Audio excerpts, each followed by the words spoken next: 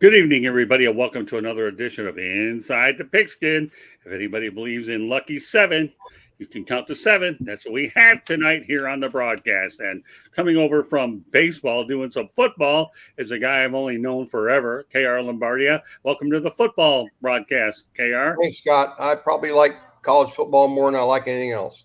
Well, that sounds good. You're going to fit in very, very nicely because we have a little bit of mixture of NFL and college today. Everybody knows about the trade deadline. Let me go over with the crew right to left or whatever. George Eichhorn wearing the cap. Welcome back, George. Yeah, all treats, no tricks tonight. Happy Halloween, Scott. There you go. And Mr. U. Good evening. Thanks for having me back, brother. Appreciate Oh, so pleasure's all mine. And Bo Crouch. How's it going, guys? And Coach Bono, you got somebody in there that's a fan of yours, and I got to put her up there. Here's Jennifer. Okay. Jennifer, get to know Coach Bono because that's who you're going to be paired up with next Wednesday night. And let me tell you, it's good stuff. All right. And before I get to Mel, the Back It Up Binge podcast. Don't worry. I'm glad to have you on here. We'll have a lot of binge. We'll have a lot of this. We'll have a lot of that. We're going to make it a whole lot of fun. And look at this. Oh, I'll tell you, Jen, you're a hit. They call me Mr. You says, hi, Jen. Look at this. All right. And look at all that. Hello, sir. My goodness. Let's keep this bad boy rolling. I have plenty of voice left tonight. All right. So that said, okay. We have Mel Farr back on. And Mel, welcome back, buddy. Hey, great to be back. How's everybody doing? Doing great. Well, we have a loaded deck tonight, and we're going to start off with the Clemson Tigers. Road to mediocrity. Dabo Swinney blasts critical fans because of a record that he has 4-4, set to earn close to $11.5 million this season. The team has won the last 7 ACC titles over the past 8 years, and says that his program has won so much that fans have lost an appreciation for winning. Currently tied with Frank Howard as the winningest coach in program history, sporting a 165-43 mark in his 16th year. He signed a 10-year, $115 million deal in September of 2022. That runs through 2031 season. Had 6 consecutive college football playoff appearances, 2015 to 2020, 4 national championships, 2 national titles from in 2016 and 2018. That's a lot. So I'm going to go right around the horn. I can tell you right now, I saw Dabo Swinney lose to the Miami Hurricanes. And I'll tell you what, for all those teams that he's running it up against, these teams don't mind getting back at him. So with that said, give me your thoughts about what's going on over in Clemson, KR. Here's what I think about Dabo Swinney. I may be completely wrong. Dabo was never an offensive coordinator or a defensive coordinator. The highest job he ever had was wide receivers coach. If he doesn't have good coordinators, he's lost. Tony Elliott left, went to Virginia. What's his name? Went to South Florida. Venables, defensive coordinator, went to Oklahoma. I think that he's a good CEO. Is he a good X and O guy? I bet you at the American Football Coaches Association, he's never spoken about X's and O's. I'm one of those guys that thinks if you're not an X and O guy, you can be a CEO, but you better have damn good coordinators. And I don't think he has them anymore.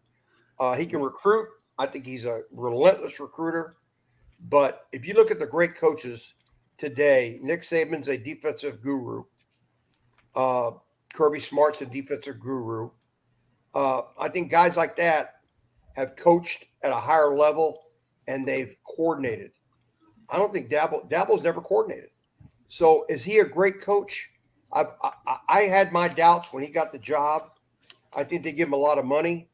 I think that Clemson's got a lot of money. I think he's a great recruiter, but I don't think he's a great X and O guy. And I think you need to be a good X and O guy before you're a great coach. I may be wrong, but that's my feeling about Clemson. Well, and you're talking about Jeff Scott, who obviously struggled at University of South Florida, my alma mater. I will turn over to George. Well, as far as attacking fans or critics of your program, everybody's got a short memory when you're a winning team. What have you done for us lately? So he shouldn't be totally surprised that people are upset. You know, you're sitting in 10th, 11th place in your conference, and you're sitting at 4-6. You started out bad by losing to Duke, and then you follow that up with another loss to Florida State, and like you said, Scott, the loss to Miami, and then you got another loss. So hey, listen, I'm not going to throw in the towel on Dabo Swinney. I'm just saying that every program has a period of time where it's not the best. Did they ever think it was going to sink this low? Probably not. Those fans are used to winning. They're hungry for wins, but I'm not gonna wave the white flag. He got a lot of money, sure, but let's give this guy another chance. Obviously, it's not going to be this season, but there's more to come. All right, before I go over to Mr. U, I want to make sure that everybody's aware off top that Inside the Pigskin is being broadcast around the world. The audio version of Inside the Pigskin can be heard on iHeartRadio, Apple, Spotify, Google, wherever you get your podcast. Please hit the red subscribe button on YouTube, South Florida Tribune. We're striving for 1,000 subscribers. Please also comment, like, and share the broadcast. Want to be a guest? No problem. Participate in the chat room. That's one way to do it. Or send your topic ideas to southfloridatribune@gmail.com. If you want to advertise cost efficiently, call me at 954-304-4941. We broadcast live on Facebook, LinkedIn, Twitter, and YouTube. Our website is www.southfloridatribune.com, Twitter/X @Tribune South.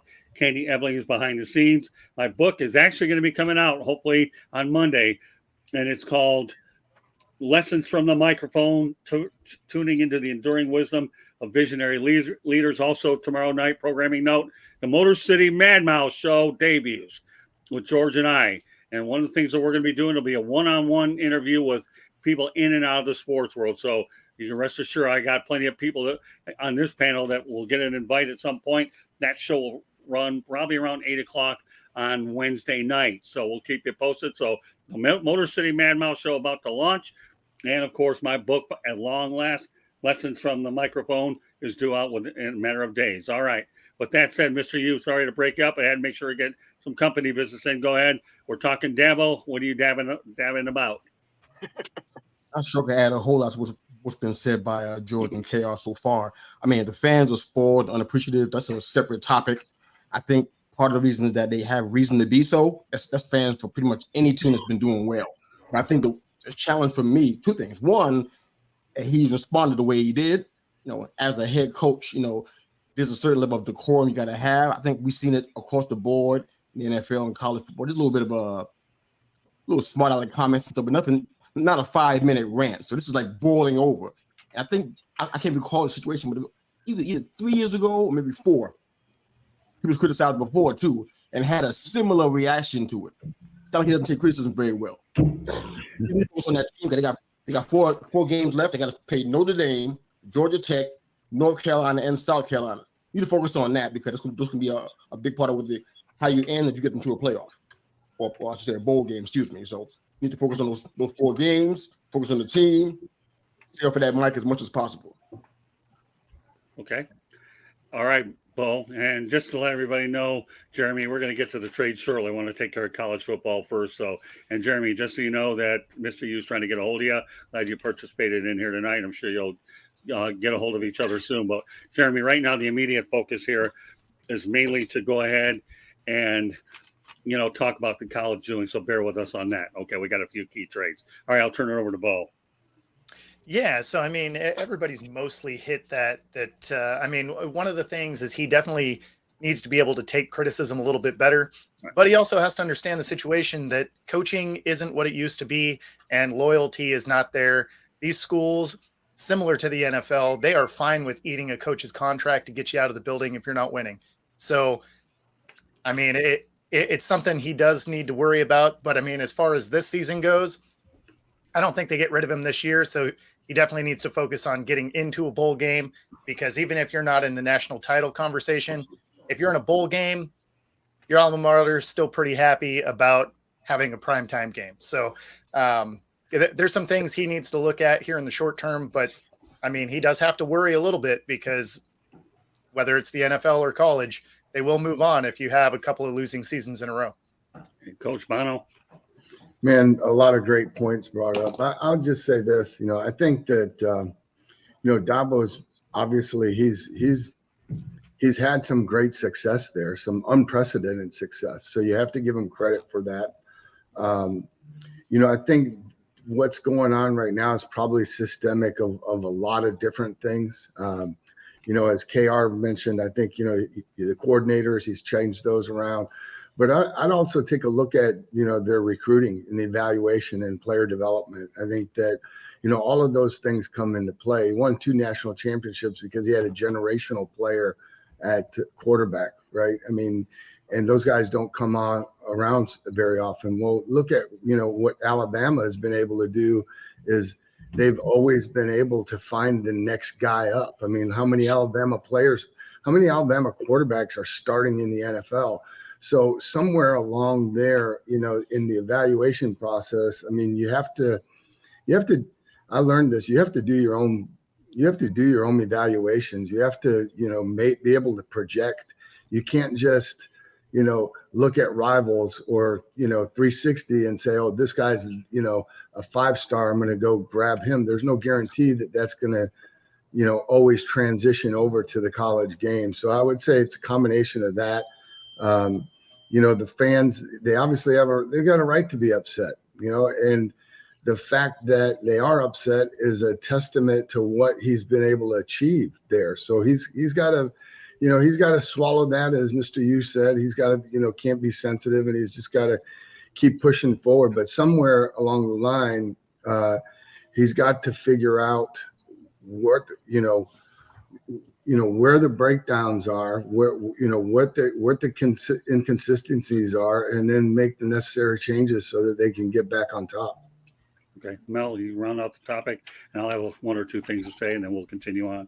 We have a busy show tonight, folks. We got a lot of college football, and we're going to summarize some trades. So go ahead, Mel. Yeah, I think you guys make a lot of great points. Dabo, he wasn't very humble when he was on top, and he's got he had thin skin then, and he has thin skin now. I think he was he felt like somebody was always out to get him when he was on top, and he kind of approached things that way, kind of talked to the media that way. And now things aren't going well. It's starting to bother him as some of his insecurities. And I don't think that you have to be a great coordinator to be a head coach. I think you just have to be a great leader of men. And I think he was able to do that the years that they were successful. The guys were listening to him and they were buying into his message. And then again, like Coach Bono said, he had a couple generational talents at the quarterback position, and that helps a whole lot. And he had a lot of talent. Like Troy Aikman said about Bill Parcells. I mean, they're in the talent acquisition business, and you have to have talent in order to win this game. It's not about Dabo. And I think Dabo lost sight of that a little bit, and thinking that this was about him. It's not about him. It's about the players. And he's got to get some horses out there.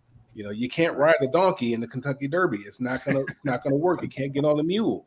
You got to get yourself a thoroughbred. So he has to get back to the roots, to what made that program successful when nobody knew who Dabo was, didn't know how to pronounce his name, and get back to that and getting that talent and building that program up again from the inside out and going out there and finding himself a quarterback. That's what I think he needs to do. I think he just lost sight of the mission there for a moment and thought this was really about him. Mel, you've been hanging around me too darn long, pal, because I always use donkey and mule in the Kentucky Derby. Now you So, all right, let me just set a couple people straight here. Number one, Dabo Swinney was king of the castle, and everybody was a dirty rascal when he won his 2 national championships. Oh, I can go ahead and dictate college football playoff, blah, blah. Get out of here. I don't want to hear that, Dabo. Now, all of a sudden, we reel you back in the middle of the pack. You'd be lucky that there is 12 or maybe 16 of them in there. My goodness, okay? And number two, when I was covering the Miami-Clemson game a couple of weeks out, this guy had the nerve a year ago to throw a passing play with like 16 under 20 seconds to score another 7 points. And Mario Cristobal never forgot that either. So I think when we ended up beating Clemson, okay, Dabo, just because you're running it up one year, paybacks are unfortunately what you're going to end up getting from a lot of your opponents that you stuck it to before. So, Dabo, when the time comes that you think you're the king of the castle and everybody's a dirty rascal, then that thing called humble pie doesn't taste very good. And right now you're eating a lot of it. I understand that the fans are upset with you. Well, you know what? You raise the standard for that program, and nobody's running you out the door yet. I mean, your administration seemed fine. They wouldn't have paid you that amount of money in the first place. Now it's just a matter of trying to go out there and achieve some sort of humility and get it figured out. All right, we have a lot to talk about. I knew this topic was going to take a lot more time, so we're going to move through the other ones. Is college football better when the Miami Hurricanes are winning? Obviously, they're 6-2 right now. I saw them beat Virginia in double overtime. In fact, the last two games over at Hard Rock Stadium, I've seen them win double overtime. I believe like the Miami Hurricanes are the equivalent to the Detroit Red Wings in a sense, because NHL to me is better when the Detroit Red Wings are winning, and the Canes have 5 national titles, and they produced a ton of NFL players. And I know, K.R. Lombardi, you like to talk about the Canes, so I'll let you go ahead. I think that Mario, I think if he can't do it, I don't think it will be done. But I think they need to go back to the state of Miami and draw a line at Interstate 4 and not let anybody get out of those 3. There's more blue chippers in Dade, Broward, and Palm Beach County than there is in the state of Alabama, Mississippi, and Arkansas.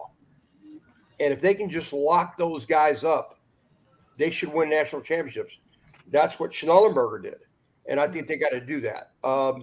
I was very disgusted when I saw them lose the other day. I'm a little bit of a Miami Hurricane fan. I have been since I was a little kid with George Myra. And I've always wanted them to do well. I loved it when they won all those national titles. And they did it by keeping kids at home and then going to Dallas. They've had a connection in Dallas for some years. I don't know how. They've got some great players out of there. But once they do that, I think they're going to be fine. I just can't believe they had to go double overtime with Virginia. They got much more talent than that. But they should be. I always thought Miami should be one of the top 3 every year. I mean, regardless, they should never really be able to. They should never have to rebuild. They should reload. Okay. And the football down there, guys. If you've never seen Miami and Broward and Palm Beach County football high school, you would be shocked at the talent at that level. Yeah, well, obviously, Howard Schnellenberger, KR, as you alluded to, saved this program from going under. I know Lou Saban had a lot to do about Howard Schnellenberger finished the job. Now, George, I know you're not familiar with it, other than what I've told you, but are the Miami Hurricanes, can you see the comparison between the Red Wings and the Canes on a national level, that both sports are better because of both? I mean, Miami especially had that great rivalry with Notre Dame all those years, and they've had great teams over the years. I have to agree. I've never thought about it as you did, Scott, but there's something to be said about that. I mean, I think when they're successful, I mean, college football has taken sort of a love-hate relationship with a lot of its teams, college football fans, but they're sitting there at 6-2. They lost those 2 games back to back, I believe. What was it, Georgia Tech and North Carolina? Right. Yeah, and now I'm looking at their schedule. They got NC State, Florida State, which is obviously number 4 in the country, and then a tough Louisville team, and then they close with Boston College. So, no, I think that they're doing a good job this year, coaching-wise, player-wise, and it is exciting to see them, make their way. They're kind of stuck right in the middle of that ACC standings board right now. So obviously it's going to be difficult for them to move up, but hey, they finish with, if they can win out, and that's a possibility, they're going to get a real nice bowl bid. That's for darn sure. Well, I'll just say this much before I turn over to Mr. U. Number one, all I have to do is look at that schedule, and it's always a TBD until I find out it's at 8:00. And when you get to an 8:00 game, you're not home until 12:01, 2 o'clock in the morning. Coach Bono knows. I mean, it's like after a game, and I find myself where my body clock is all messed up because of it, but I have no complaints. And for the rest of the year, by the way, I have this weekend off because they're at NC State, but I'll be up in Tallahassee for the Florida State game and the Louisville. But no, I'm not going up to Boston. It's all right. But like I said before, the Red Wings get on national TV despite being rebuilding, and national TV is looking for an excuse to put the Canes on at night. I know it. My body tells me that. And let me tell you, and my parking pass does too when I get it. All right, Mr. U, I'm turning it over to you. I might have to bow out of this one. I mean, in Major League Baseball, I think it's better when the Yankees are winning. I think the NBA is better when the Knicks are winning, which two things aren't happening right now. But I heard a lot about the Hurricanes, especially coming up in the 80s and early 90s. The Hurricanes were always a talk, and they had all the players like Michael Irvin and so many other names coming out of there. Honestly, though, I don't know if it makes it better because they're winning. I mean, Miami is a tough place only because it feels like there's a lot of distractions, if you know what I mean, in Miami. A lot of reasons to not focus on football and things like that. What happened to the Miami Marlins? Look what happened to them. They couldn't get anybody to come to the games. You know why? So many other fun things to do, distractions in Miami. People who are serious about football, they may not want to go to Miami because of that kind of stuff. They go to a place where maybe in the Bible Belt, somewhere where they focus on football only and not the other distractions. So I don't know. I mean, I think hearing the Hurricanes' name and them winning is a good thing. Cristobal got a good chance of making that happen. Their schedule is not super heavy. They got Florida State, Louisville, Boston College, and I think NC State, which is not going to be a cakewalk by any stretch of the imagination. But he does really good in November. I think he's like 3-1 in November with Oregon and Alabama before they were winning a lot. He was 15-1 out there as an assistant. So I don't know, guys. I like hearing Hurricanes' name in contention and winning games. I think it's great, but it's better for football. I don't know. Well, you already said you knew. All right, we'll leave it at that. All right, Poe. Yeah, I mean, I don't have a ton to add to that. I mean, anytime you have a storied franchise or schools, it's better if they're relevant, right? It's good for the sport. It's good for viewing. I mean, that's kind of it, right? I mean, you want those schools that have been some of the pillars in college football to be relevant. And so it's nice to see them kind of coming back. They obviously don't have the easiest schedule to close out, but they definitely have a bowl game in their future, I would think. What do you think, Coach? Well, I think it'd be easier to cheer for them if they learn how to take a knee at the end of games, close out a game. Don't do that to me. I had to live through that. Seriously. I mean, facts. But yeah, I mean, it's a traditional football program. Love to see them do well. Mr. Yu made great points. KR made some great points about the recruiting, because really, in all honesty, there's a lot of reasons why Miami is a hard job. It's a private school, very, hard, tough academic standards. So they don't. It's expensive school. They don't get a lot of walk-ons there. Right. They don't have an on-campus stadium. Their fan base is really, people that never went to Miami. And to Mr. Yu's point, in Miami, there are so many things to do. Right. You got the Dolphins, you have a hockey team, you got a basketball team, you got baseball, you have, the Hurricanes. It's a tough place to get it done. But yeah, I think college football is better when Miami's winning. I think college football is better when Notre Dame is good. I think college football is better when USC and UCLA are relevant. I think college football is better this year because of what Dion has brought to Colorado and the excitement that has revolved around that. So there's my 2 cents. No, that's good. And I'll say Michigan too, even though everybody's giving them a hard time, but we'll leave it alone. All right, Mel. You bet.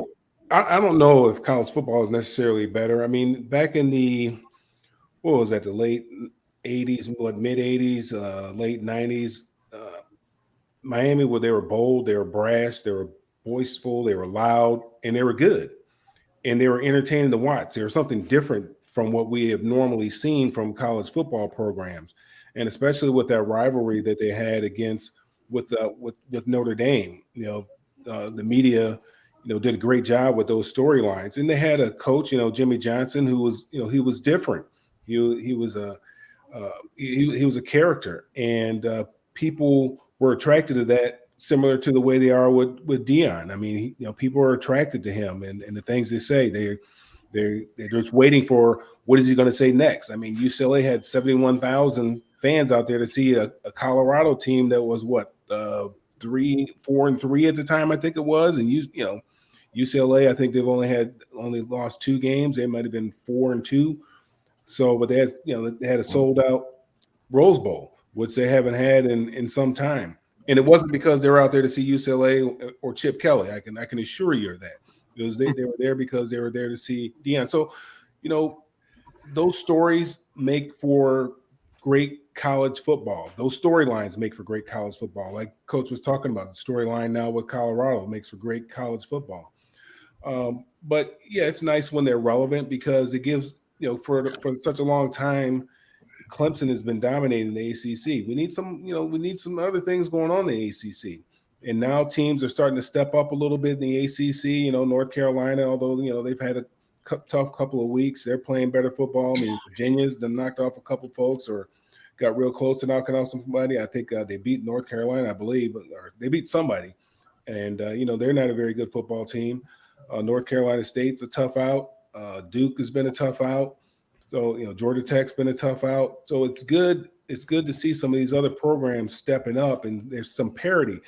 The problem now with Miami back then, they were doing things and they were able to get away with it. Well, the playing field, when the playing field was supposed to be level, the playing field's not level now. It's the haves and the have-nots. And if you don't have big money and you can't get the horses, it's going to be very difficult for you to compete. Okay, let's go into some NFL stuff here. Bo, is there something you wanted to add to it? What's that? Was there something you wanted to add? Anybody before we go to the NFL? No. Okay, all right. Let's talk about a few trades. 49ers acquired Chase Young from the Commanders for a 3rd-round pick. Young obviously is on an expiring contract. He joins Nick Bosa, former Ohio State University Buckeye. But let me go over the defense that the 49ers are now going to have. You're going to have Talanoa Hufanga, who's a 1-time All-Pro. Fred Warner, a 2-time All-Pro. Nick Bosa, obviously the 2022 Defensive Player of the Year. Of course, John Lynch is the mastermind behind it all. We know Chase Young, obviously 2020 Defensive Rookie of the Year. Javon Hargrove, 1-time Pro Bowl. And Eric Armstead, 31 career sacks. Boy, I'll tell you one thing about the 49ers, okay? You add Chase Young to that defense, and they're looking awfully good, right, Carol Lombardia? Yeah, they are there. I think they and the Eagles are probably the 2 best teams in the NFL at this point. I think Philadelphia is much more physical than they are. I think that with Brock Purdy at quarterback, they have a chance. The 49ers have a chance all the time. But my money's on the Eagles at this point. But you never know. Once you get to the playoffs, anything can happen. But the 49ers have strengthened themselves defensively, and they're going to be a team to be reckoned with. But again, like baseball, we got 2 wildcard teams, so you never know. Right. Fair enough. Okay, George. Well, I'm not surprised that this happened, but I am a bit disappointed as I cover the Lions. A lot of people here in Detroit are wondering, why the Lions. Now they signed a wide receiver. We'll get to that later, but they did not improve the defensive line, to try to give Hutchinson some help in that defensive line. And I applaud San Francisco for making this move and signing Chase Young. That gives them Bosa and Young and the other cast that you mentioned, Scott. And, this guy can really help them out. They've been kind of underachieving defensively, I felt, the 49ers. And now that they've got Chase Young in the picture, in the fold, boy, oh boy, they are going to be tough to beat. I mean, it's going to be a real dogfight. I mean, you got KR, you mentioned about Philadelphia, of course, San Francisco, and then you got Detroit and Dallas right up there, I feel. So it's going to be a very fun time the rest of this season. But hats off to the 49ers, a guy that many felt the Lions should have signed. Yeah, like Jeremy alluded, good trade for the 49ers, no doubt about that. All right, Mr. Yu. Well, if you're a player in San Francisco or in most places, well, in Washington specifically, you can't trust ownership. And they said, you know what, if you look at this past game, weekend, I think it was, they're going to trade either Sweat or Young. Dude, trade both of them. Can't trust anybody, can you? But I think the big concern for me was Young's injury history. It's been a big concern since he was in college, too. But him being on a rental, I guess it's not going to be a big concern for the Niners. They can use him however they want to and then let him hit free agency or whatever. it's just kind of unfair that these guys can just get this talent. The Eagles are in that same place with me, but it's not anyway. These guys over there had Randy Gregory, who's doing pretty good considering. Drake Johnson's been invisible for the past 5 games. I don't know where he's gone off to, but he'll come back at some point. Cleveland Farrell's out there, and he's doing really good in the spot. Joey Bosa. Now you're going to add Chase Young. It's like, wow. These guys are going to be monsters back there. It's like, it just ain't right, man. But I'm happy for them because the Niners, like George said, they should be one of the top teams. Me and Bo were talking about it Monday morning. I don't know if they're going to do that without Debo being back for a long period of time. I'm not sure when his return is, if he's coming back at all. But if he doesn't come back or come back really late, it's going to be tough for them because they've been struggling without him, stretching the field. It's been rough. Ayuk's been doing the work, but it's not the same as Debo. It's kind of been showing in these losses they had piled up. But good for the Niners and getting Young, man. Great move there for a 3rd-round pick at that. So fantastic. I want to put this comment up because this probably should answer your reason why, George, they didn't get it. Jeremy makes an excellent point. 49ers at $47 million in cap space. Lions at $6.3 million. Is the difference? That's a bullseye, Jeremy. That's all I'll say about it. All right, go ahead, Bo. Yeah, I mean, obviously this is a good pickup for them. It strengthens that line a little bit. Although I really would have thought they would have been targeting an offensive lineman to help out a little bit instead of defense. I mean, their defense was pretty solid anyway. But I mean, you got Young paired up with Bosa. Like that is going to be a problem for anybody that comes against it. Coach. Man, I think Chris Kasarik and Daryl Tapp, the 2 D-line coaches in San Fran, they just hit the equivalent of the lotto, right? These guys, I mean, everybody here has hit on it. Those guys are a handful when you only have one of those guys. Like you play the Raiders, you better know where Max Crosby's at. You better have a plan for him. You can't put a back on him. You got to chip him. You got to do that with Bosa. You have to do that with. Now you have 2 of those guys and 1 on each side. I mean, they're going to wreak havoc. The ball better come out quickly, and I mean, it's a great move for them. I'm surprised that they had that much cap space. That's, I'm shocked by that. But man, I think it's a great move for the 49ers. I'm happy for those guys. Mel? Well, Coach, let's not put him in the Max Crosby conversation because I haven't seen that from Chase Young. Max Crosby's on a whole nother level. Bosa's in that category. Yeah, Bosa's in that category. The thing with you're talking about the 2 guys with Chase Young and Montez Sweat. I mean, it was the worst kept secret that one of them or both of them were going to be dealt, and it was primarily because Washington didn't want to pay those guys. They've got new ownership there, and they're going to clean house. Typically, you get rid of the coach, and then they get rid of the players. They're getting rid of players now, and they're going to get rid of the coach probably at the end of the year, and they're going to clean house. They're going to start fresh with their people.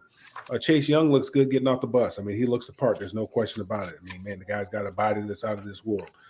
But can he get it done consistently on a consistent basis? We haven't seen that. That's why they didn't pick up his 5th-year option over there in Washington. They wanted to see more from him. And we know that the Niners are on a 3-game skid here. And defensively, they're one of my defenses that I had in the fantasy, and I've sat them the past couple of weeks because they have not been performing. Okay, so they haven't been doing well for me. So I've watched them very closely, and it was funny. They were talking to Kyle Shanahan yesterday, and they said that their answers were in the locker room. All their answers were in the locker room, but yet they go out and acquire a talent. Again, we're in the talent acquisition business. They acquire talent. Now, just because you acquire this talent doesn't necessarily mean it's going to pan out. So we'll have to see. They'll have an opportunity to keep guys fresh.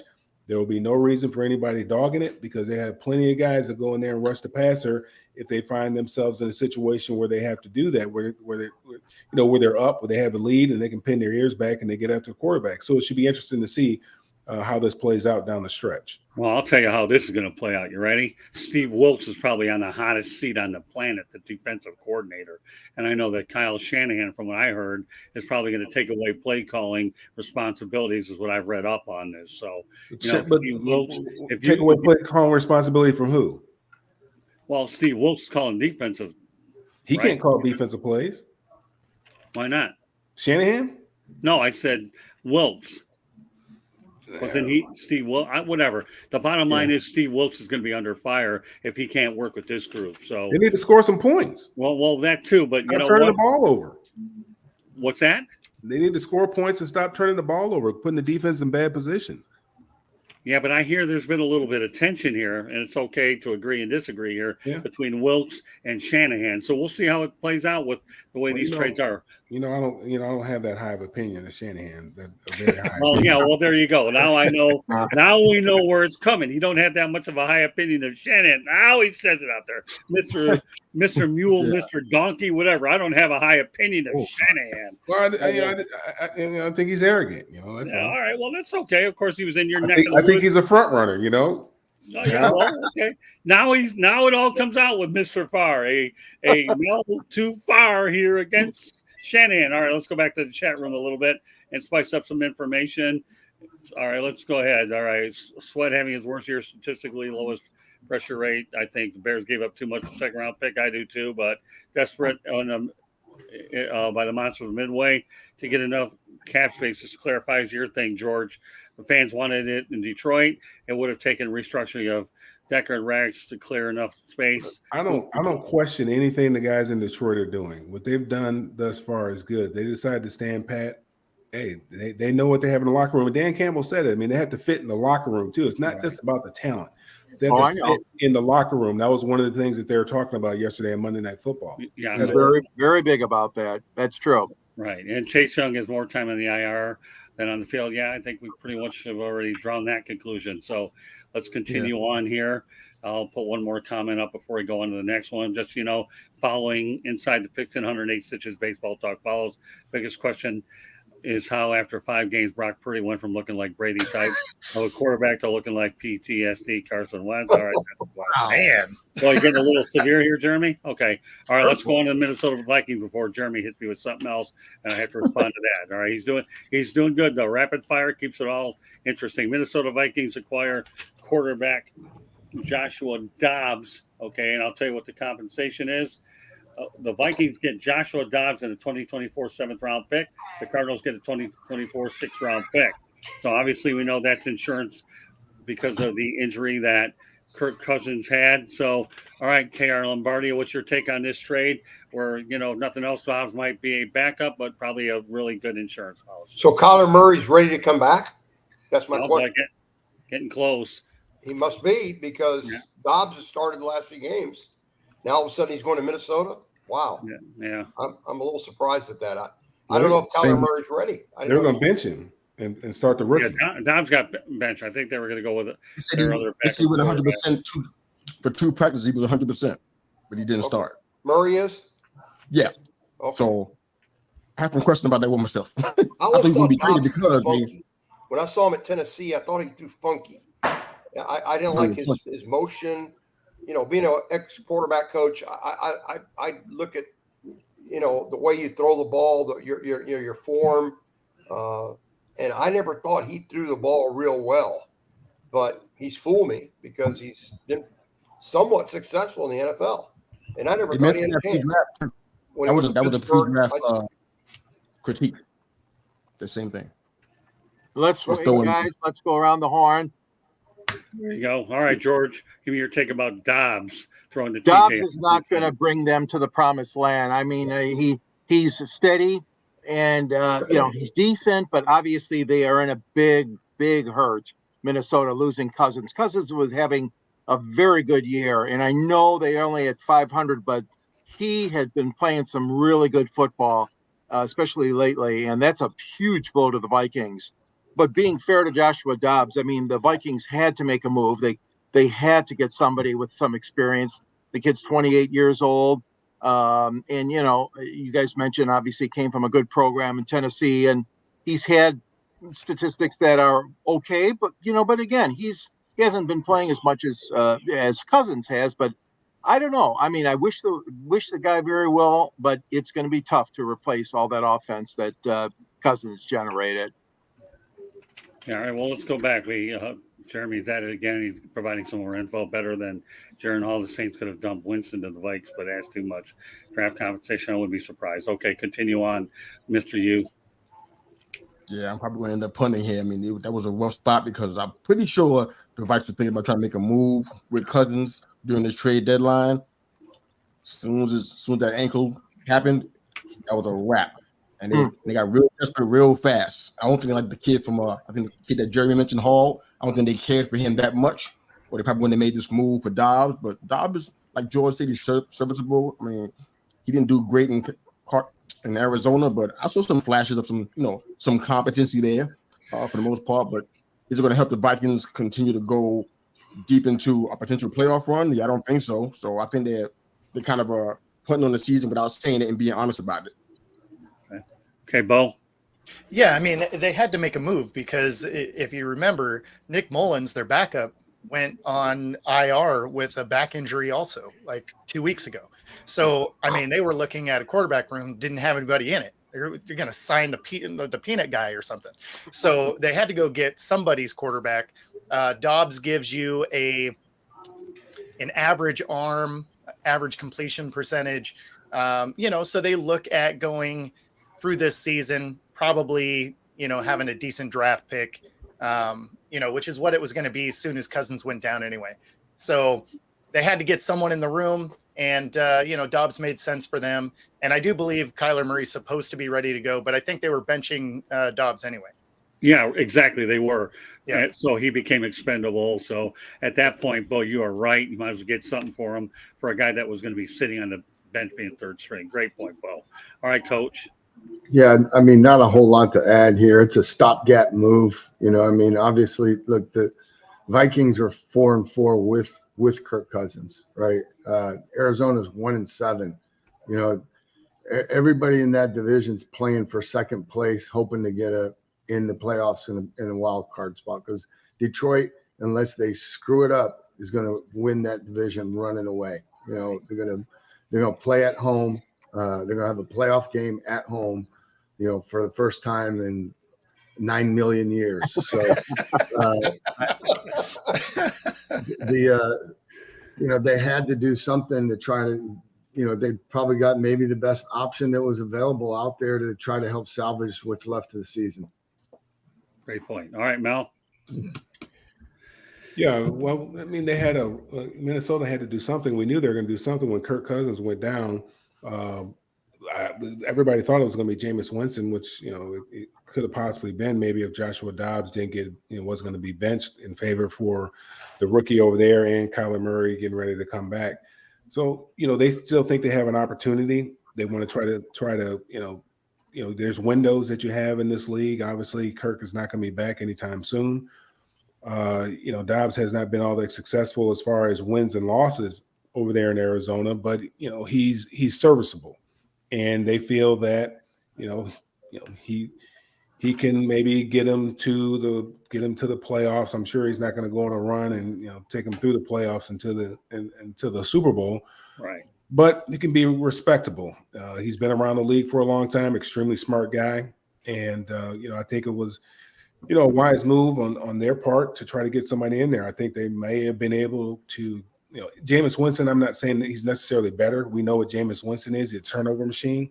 So that would have been very, very difficult for the fan base to deal with. And I'm sure it would have been very difficult for the coach as well. I think the coach probably thinks that Joshua Dobbs is somebody that he can relate with, that he can coach up, and they can go out there and steal a few games, and who knows, make a run. Yeah, the only thing I'll add to it. Oh, I'm sorry. I was just going to say, Winston actually would have made more sense than I thought, because the Vikings love turning the ball over. Oh, gosh. That's funny. You know what? Let's look at the question. Scott, check this out. Yeah. Some teams are reaching out to Washington for Jacoby Brissett, right? Do you guys think that the Vikes could have got him for the same compensation As Dobbs? No, yeah. For I would call that a coin toss, to be honest with you. I mean, the compensation that you're talking about in this trade are late round picks. You know, the way, you know how I define this trade as a everything to gain, nothing to lose because of the low round picks. You know, it's not like you're with Joshua Dobbs, you're bringing in a mega superstar quarterback. All you have is an insurance policy, and then wag that tail with a couple late round picks and see what happens. Although we can't underestimate the significance of how late round picks perform 6 and 7. And Brock Purdy's a classic example, Tom Brady, and the list goes on and on. So I think when you break down this trade for the Vikings, it is an everything to gain, nothing to lose situation, and nothing more than just an insurance policy to get experience in that quarterback room and nothing else. That's, unless you guys beg to differ, I don't know. That's the best answer I can give you, Mr. Yu. Well, what are the chances of a backup or a guy that like a Joshua Dobbs getting traded? You lose your starting quarterback, your chances of making the playoffs are very slim. The days of Earl Morrall backing up Johnny Unitas and taking the Super Bowl are over. Right. You don't see that anymore. I mean, I'm old, guys. I know. I remember that. That was a long time ago. That's a long time. You don't Kurt see that Warner very either. often. Yeah, but don't forget Kurt Warner did pretty well himself. That's right. Yeah, for Trent Green. Yeah, he was an oddity. But those days are it's very odd to see. Tom Brady. Yep. Yeah, Yeah, just took Bledsoe getting hurt. Yeah, Bledsoe getting hurt was the greatest thing in the world for the Patriots. Yeah, I'm sure. Oh yeah, we could do a whole show on that one. But it's very rare, very rare. But that's the best answer I They gave. didn't really want to. I just feel like they really didn't want to try to make a go with this. They got these guys. I mean, Jefferson's going to be coming back at some point in time soon. Addison's still running out there. They got Hawkinson to throw to. You guys are just throwing in the towel because that's what it kind of feels like with that. If you get Brissett, I mean, they got 2 fifths in next year's draft. If that's what we're going to take. It can't take more than a fifth to get a Brissett from Washington. I just can't see it. So you really just got Dobbs. You know what? We kind of cashing our chips in. We kind of giving up for the season. And I think they got the 4th round pick, I think, in the draft next year. I think they have the 4th or the 5th. They're going to get a quarterback here. What's going to happen? So it just kind of feels like they just punched in the season by doing that. They could have got a better backup than what they got. Oh, I agree. And listen, Mr. Yu, Jacoby Brissett's made a nice living as a journeyman backup quarterback, and he's a pretty good one. He doesn't cost much either. He's inexpensive.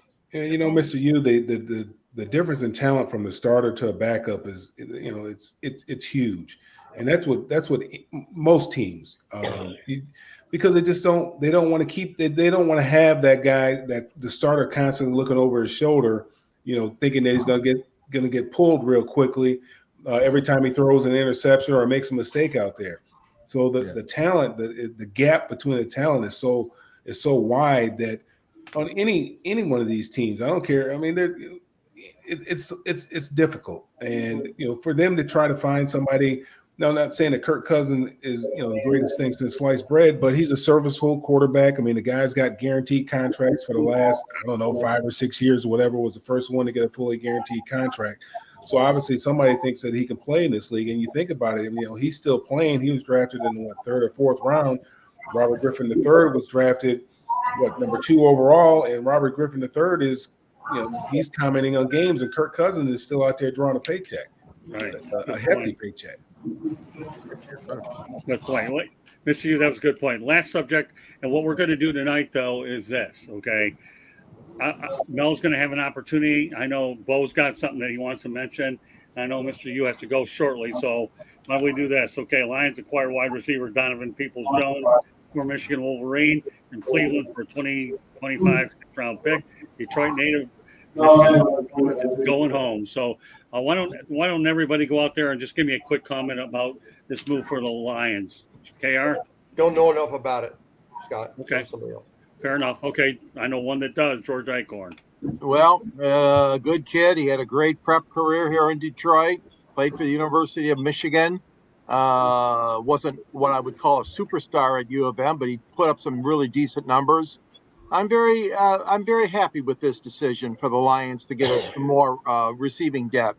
Marvin Jones is gone for the year, and they had a vacancy there that they wanted to fill. And Peoples-Jones is, again, he's not a 1-2, but he's a good solid number 3, I'd say, at the wide receiver position. So I think it was a good move for them. Mr. Yu? He's a Michigan Wolverine, baby. I'm so happy for him. I can throw the ball to him. Out of P.J. Walker. So I'm glad he's out there because I can throw the ball to him, get production, kind of lengthen his career. I'm happy for him. Go blue, baby. I love it. Look at this guy. All right. Look at that. Make sure Bruce Monty knows that Mr. U is a fan over there. Yeah. There you go. Mr. U, meet Mr. Mate. Okay. We'll talk about stories about Bruce, who is in my book, by the way. All right, Bo. Yeah, I mean, I like him as a slot receiver addition for that Lions team. That is a great fit. So, I mean, is he somebody that's going to tear the top off? No, but does he run a nice route and create separation? Absolutely, he's that guy. So you got a guy in Goff that can really throw a nice precision ball. He'll be able to find him. Coach Bono. I like it. Another big body receiver. Donovan Peoples-Jones went to Cas Tech, which is a powerhouse in Detroit, and they've got a ton of talent there. Every year, national recruit, could have gone really anywhere in the country. Good kid, good family. Tried to recruit him before he got too big, but I'm happy for him. I'm happy for the Lions. It's a win-win. Okay, Mel. Yeah, big time recruit out of the Detroit area. They say he's the best wide receiver since Charles Rogers. People remember who Charles Rogers was in high school. I certainly do. I like it. Again, your talent acquisition business. They did have a roster opening there because of Marvin Jones deciding to step away from football. I think it's great. The one thing about Jameson Williams is, he has a problem hanging onto the ball and catching the ball right now. I know there's a lot of upside to him, but he's got to start holding on to the ball when he gets his opportunity. So I think it's good. I think it's great. Low cost, low risk, and I guarantee it'll pay dividends. And I remember watching him in college, and I was impressed with him in college while I was watching him. While he was at Michigan. So I think it's a great pickup for him. So here are the numbers on him. Now that you mentioned that 2022, he had 61 catches, 839 yards, and 3 touchdowns. All I'll say is I don't doubt anything that Brad Holmes does, so I like the move, and I'll leave it at that. All right. So, but that said, Bo, you said you had a topic you wanted to bring up. Go right ahead. Just in the trade realm, the Hawks pick up another defensive lineman, Leonard Williams, from Mr. U's Giants, and they didn't really have to give up crazy amounts of stuff for him. They gave up a second and a fifth, and then the Giants are actually paying his salary. But he's going to come in and be paired up with the return of Frank Clark. So all of a sudden, the front of this Seattle defense looks very different. Okay. Anybody else want to add anything? Mel, you have something you want to add today? No, I'm good today. Okay. Anybody else? I know it's been a busy day for everyone here. Anybody watch the wire services, Mr. Hughes, or anything? But Scott, don't forget we got a game in Germany, and don't forget it's going to be a darn good one too. So there'll be a lot of fun watching that game Sunday morning in Germany, Kansas City and Miami. Right. Okay. Very good. All right, Mr. Hughes, anything you want to add? Just an underrated signing by the Falcons, Kentavious Street. Not gonna hear his name a whole lot prior to now because the Eagles were already loaded. That was a big move by the Falcons because they needed help with the pass rush. They were like, that way they ranked pass rush wise, but Grady Jarrett went out with ACL, so they needed help. And Kentavious Street is probably a really good solution to their problem. So watch out for that guy. Will Levis look good in his first start? Will Levis looked fantastic. Was it 4 touchdowns? That's surprising to me. Yeah, he looked great. Very surprising. Yeah, he really did look fantastic. That's for sure. So Yeah, good. So I know. So with that said, okay, Mr. U's got to go. So before you take off, why don't you let everybody know how they can get a hold of you, Mr. U? We're on Twitter, YouTube, and Facebook. Also on LinkedIn at They Call Me Mr. U. Thank you again for having me on your show, guys, and chatting with you guys. You guys are awesome. We'll see you next Tuesday, Mr. U. Same place, same station. All right. See you. Have a great week. See you next Tuesday. All right. Thanks. Take it easy, bud.